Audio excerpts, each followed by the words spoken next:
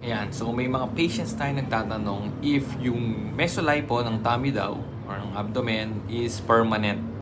Meron daw kasi nagkwento sa kanila na nagpa-mesolipo ng tiyan, ng tummy, tapos after a few weeks, a few months, bumalik din naman daw. So sagutin natin yan in this video. So before ko sagutin yan, make sure to like and subscribe sa video na to.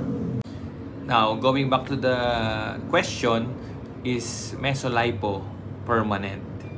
And the answer is as simple as yes.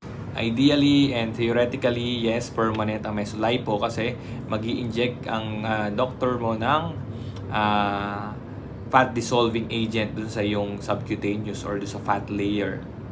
So, ang problema or yung nireklamo ng ibang pasyente na parang bumabalik is hindi dun sa mesolipo. Ang problema is dun sa maintenance. Kasi akala ng iba, basta ma-mesolipo ka, ma-dissolve na yung fats mo, tapos permanent na yon. Yes, totoo yun, by theory. Pero kailangan i-maintain mo yung na hindi magkaroon ng additional fat yung area na na in-injectan sa'yo.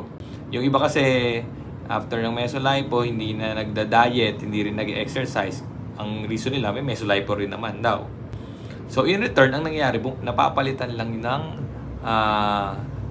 fat cells ulit o ng mga lipids or fats yung area na na-dissolve na.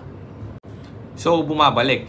So, pero ibang fat na yun kasi yung original na fat na na-dissolve na ng mesolipo, permanently natanggal na yun. So, new synthesized na lipids na itong mga nag-accumulate sa atin kapag hindi pa rin ma-maintain ng diet and exercise. Kaya importante ang patient education bago yung procedure na ang procedure na to is in complementary with diet, in complementary with exercise to maintain it.